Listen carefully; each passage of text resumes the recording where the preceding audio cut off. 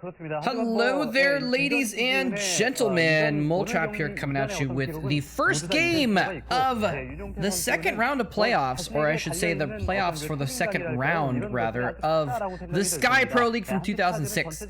And we're just going to go ahead and do a little quick recap here of the format real quick, just in case you are joining us halfway through or some such. This is the format here. So we got 2 rounds, an entire season of play to determine the rankings for round 1, an entire season to play to determine the rankings for round 2.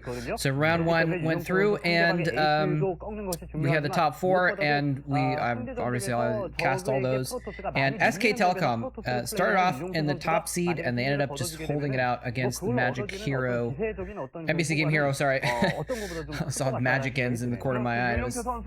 Anyway, MBC Game Hero, who fought their way all the way to the top, and then lost to SK Telecom. So SKT got the win for that. We're in round 2 now on the right side of your screen, and MBC Game Hero again starting off in the 4th seed, just one win behind the other 3 teams, which all tied for first place. Although obviously, as you can see, the ties were broken by the amount of points they got, which represents how many wins they got compared to losses. So MBC Game Hero starting on in the 4th seed again. They're going to play against Hanbit Stars, later known as Munjin Stars, I think. Yeah.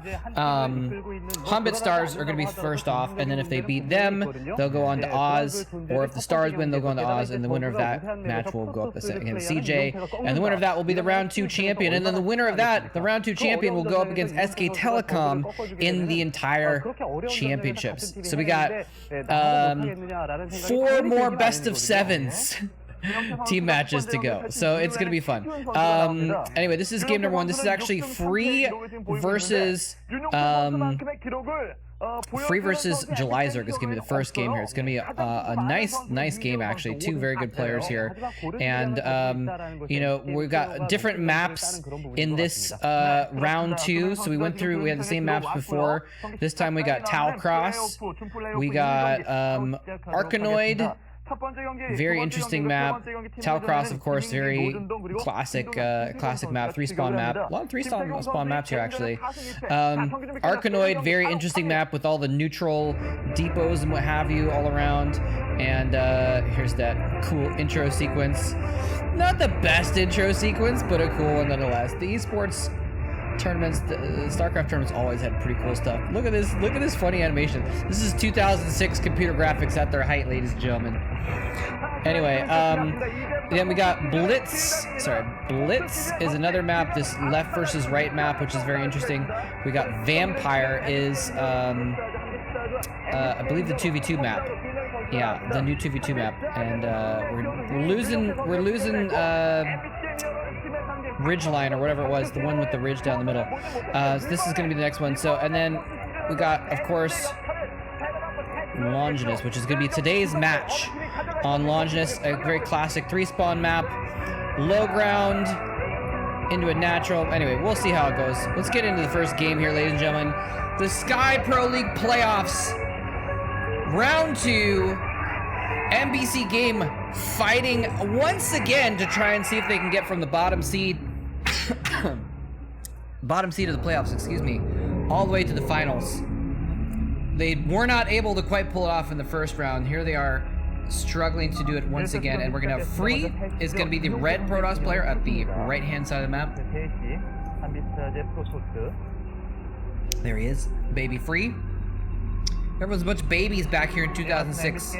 They all look so young compared to what we know them, how we knew them, even in just 2010. But now, of course, in 2022, actually, I don't know if I've watched a StarCraft game yet in 2022, because I've been busy on the road and what have you. Well, I guess there hasn't been an ASL game yet, has there? I haven't really been watching any StarCraft streams lately. Anyway, 2021, regardless, people looking a lot older. Anyway, Free, very, very solid player. 2006, he was already very good.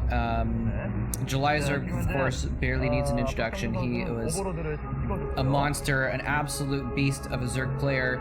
2006, not quite his best year, but he was still, you could never count Julyzerg out, ever, right? He's just got so much skill and expertise and game knowledge that, like, even if he's outmatched, he can still pull something off sometimes.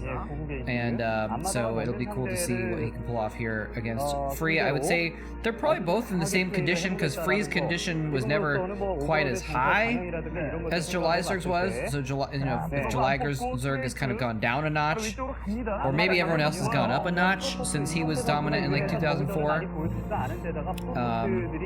Anyway, point being, I think this is going to be probably an even match, but it may be determined by the build orders here, ladies and gentlemen, because we got Free going for 2 gateways. Now, he's got those 2 gateways in his natural in an interesting spot where this may be pressure into expansion, theoretically. Or maybe it's going to be like he's setting it up to do some pressure, but he's also putting it in a place where if it falls apart, or if he needs a fallback plan, he can use it as a wall for an expansion as well. It looks like he just tuck a forge between those 2 gateways. It'd be pretty secure. But, you know, it's not proxied though, and he has has he scouted? I think he scouted, yeah. So those zealots are going to go direct. Yeah, of course he scouted. We saw the probe right around the Zerg base earlier. So that zealot's going to be heading right across the map directly for Julyzerg's base. He's going to have a spawning pool up just a little bit before the first zealot gets there, so he's probably going to be able to get out some Zerglings pretty quickly. Does he see it? No, he does not see. Now, he scouted. He hasn't scouted Free, so he doesn't know this is happening yet. Is he going to build some Zerglings when that spawning pool pops? It would almost be advantageous for him to, like, not show the zealot for a second, because, I mean, he doesn't really necessarily know the exact timing, but, you know, if he let Julyzerg use those larvae on something else, if he didn't see an attack. But here we go. Drones coming here, trying to make some sunken colonies. Creep colonies first, of course, in the natural expansion. The probes are actually blocking the extra colonies. Oh, he does get both of them down. Nicely played by Julyzerg. That other colony is going to go down before it can finish morphing. So look at this. He's even just going to, it's so low, he's just going to ignore it right now, because even if it does form into a sunk, it's going to lose hit points when it morphs. He's fighting with drones to try and guard these colonies. He's only mining with a few drones back at home. If he, okay, the sunken does get up, actually. He actually was able to force a cancel on one of those colonies. The sunken colony does go up on the right side. It's very low hit points, but he does actually allow that to finish, trying to fight the new colonies instead of the sunken. So a little bit of a mistake here by Free, kind of assuming it was going to die, but not actually giving it the finishing blow, which allowed Julyzerg to create a little bit of a defense here. But look at this. Free just walks past it. He's like, oh, you got defenses in your natural? What about your main, punk? He's marching right into Julyzerg's main right now, and he's going to work at those very few drones that were mining. He could, of course, mine from his natural where the defenses are, but then he loses spawning pool in his main hatchery very quickly if he doesn't defend. So he's trying to, like, mine here in the main so he can use these drones for some defense as well. Oh, man, look at it. He's surrounding the egg in order to kill those. Oh, it's actually an Overlord. Zerglings not. If Zerglings had come out, they would have been annihilated as soon as they got out. But an Overlord pops out. He's running the drones away. A couple drones running through some within range of those blades from the zealots. And he's actually not running away. He's actually kind of using them to fight. He's got a fair amount of Zerglings here. Now, if he can maybe block further zealots from getting in here, he can maybe fight this off. The zealots are chilling outside. They could go in for an attack on the natural. He's just going to, again, walk by those 2 sunken colonies. He might have wanted to take out those sunken colonies, but he's fighting in the back here. Julyzerg has a lot of stuff. No sunken colonies in the main, though, but he does have a lot of Zerglings. He's slowly whittling down these zealot forces. Another round of zealots come in from the side, though, and they're going to go into the supply line just as Julyzerg cleans up the top. More come in the bottom, but it looks like by having the forces split, Julyzerg is going to be able to deal with this. He may have lost too many drones for it to matter, though, is the thing. Being forced to fight with drones so much is not what you want. He's down to 1, 2, 3, 4, 5, 6, 7. It looks like 8 or 9 drones, and the zealots just keep coming in. And I don't know if he can quite hold this off this long, because the thing is Free is continuing to make probes while this is going on. So Free is just getting farther and farther ahead. He's gotten to the crucial point where he's able to create zealots out of 2 gateways and probes, and so he can just keep his economy pumping while continuing to put pressure on. And Julyzerg can't obviously do both, since he is a Zerg player. He has to choose between spending his larvae on drones or Zerglings, and that's, you know, one of the main difficulties of Zerg, but also one of the advantages. But one of the main difficulties of Zerg is figuring out what to spend those larvae on, and making sure you're not overspending on one or the other, and dying to too low of an economy or dying to too low of a military. Free continued to put on this pressure, and I think it was a little bit of a mistake by Free. He had those 4 zealots out in the back, and he kind of fought with his zealots in the top left, and then ran into zealots in the bottom of the main. If he'd had those forces together, if he'd maybe run his zealots along the minerals on the left and gathered his zealots up together into one clump with those extra 4, he wouldn't have lost both groups, perhaps. But you know, maybe that wasn't something that he could have pulled off. Not certain at this point, but yeah, Free, like I said, he's just going into an expansion off of this, continuing to put up pressure with these zealots. Julyzerg is maintaining production of Zerglings.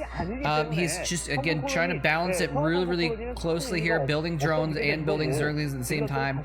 He probably actually knows, like, exactly how many Zerglings he needs to make in order to hold off 2 gateways worth of zealots, and he's, you know, squeezing in drones in between for whatever he doesn't need at this point. He also has those sunken colonies as well, and that's actually crucial, that now that Free has kind of been locked out, you can see Julyzerg putting his Zerglings on the left as a blockade. He's going to try and bait these zealots in. When the zealots try and run by, he's going to run into the Zerglings and stop them, and they're going to get stopped in the sunken fire, actually stopping just outside of the sunken fire. He gets a little bit of a way, and Julyzerg not quite able to take full advantage of those defensive sunks, so well played by Free to get out of range of those before engaging a little bit here.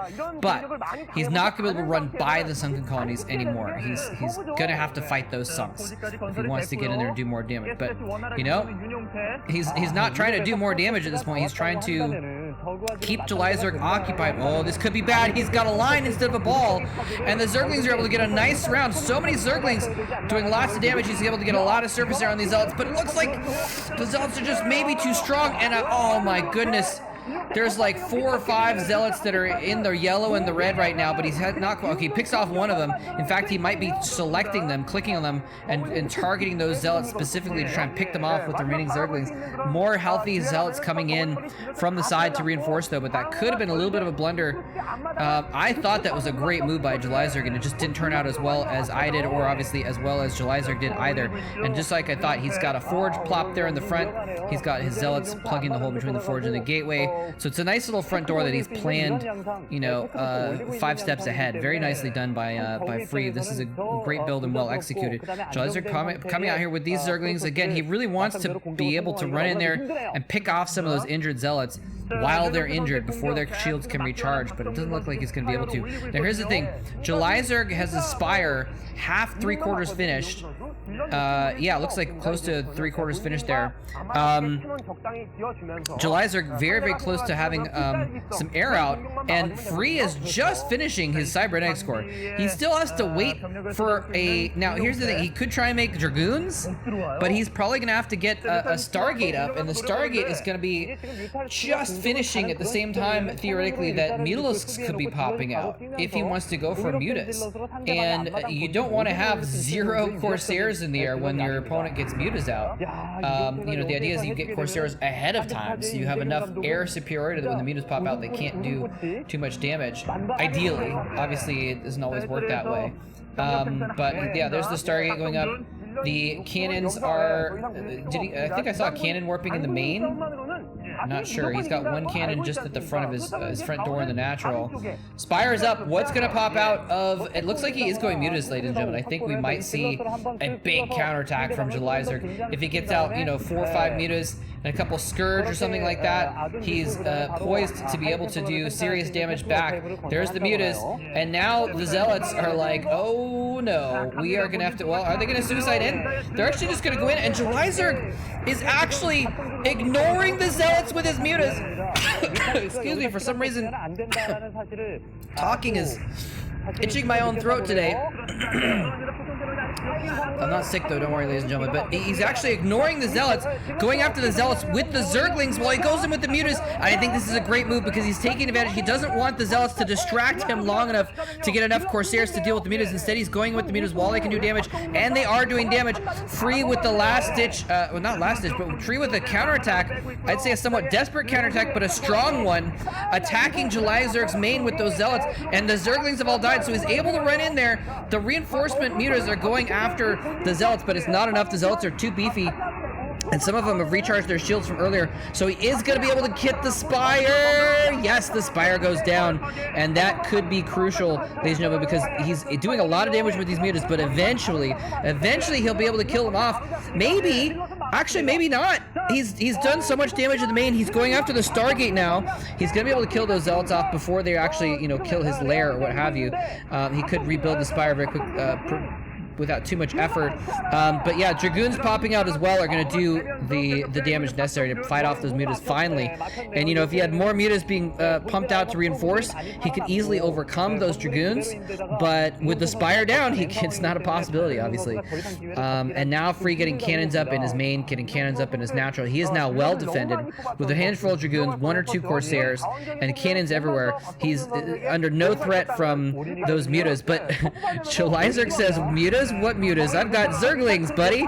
And he's going in with the Zerglings to help target down the cannons and the Dragoons, and that's the perfect counter for both those units.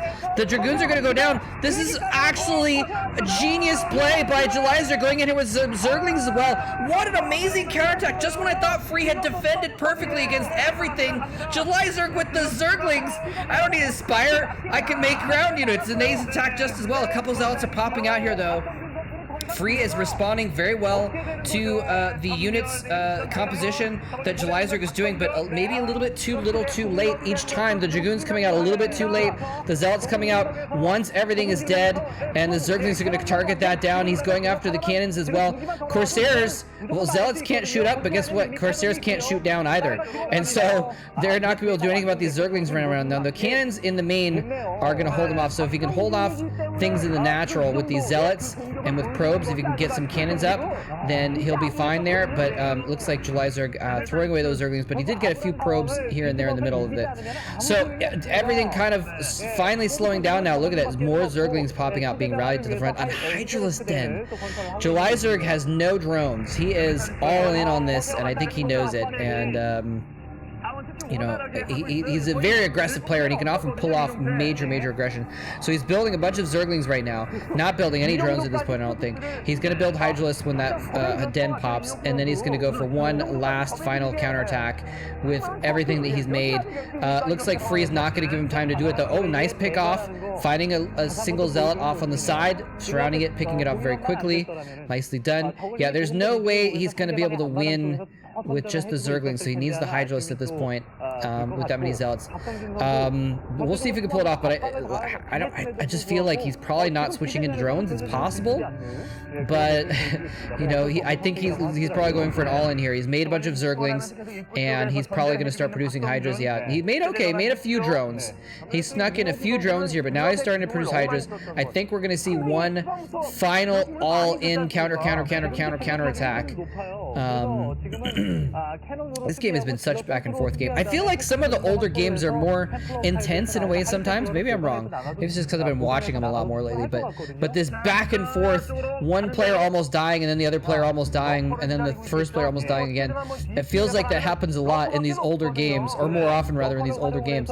But could just be my perception for the moment. But anyway, it's what we're seeing right now here is Julyzerg almost dying, Free almost dying, and then Julyzerg getting counterattacked there with the Zealots, taking out his Spire, and now we're going to see him go after Free one last time here. Hydralisk being microed very well. He's pulling them back. The Zealots are engaging the Zerglings while the Hydralisks do damage, but there was not enough meat in front of the potatoes, ladies and gentlemen, and the potato Hydralisks with no upgrades are going to be eliminated by the Zealots.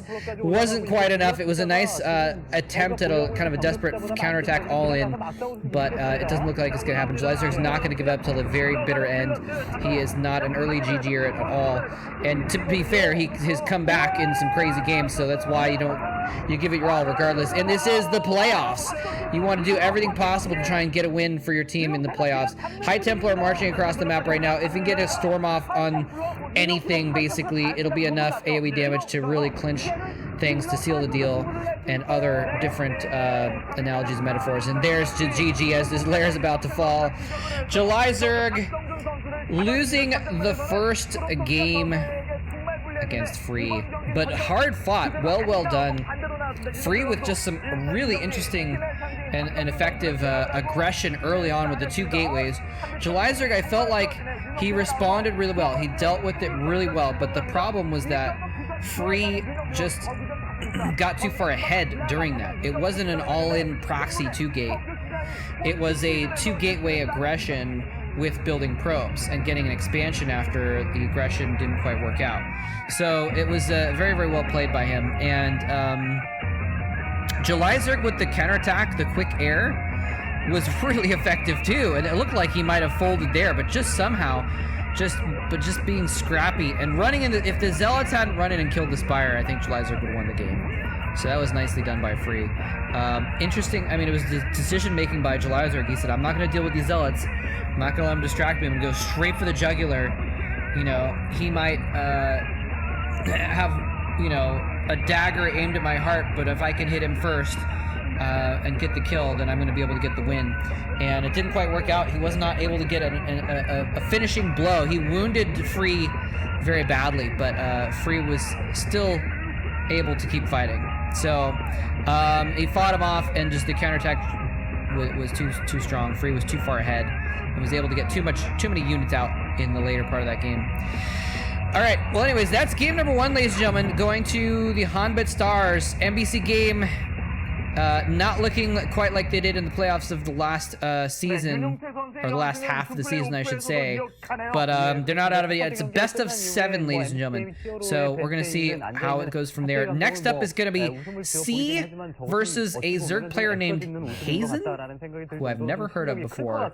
So we'll see how that goes. Anyway, hope you all enjoyed it. Thanks very much for watching. GG. Coming up soon, we got game number 2. C Shield has an opportunity to tie up the series for his team.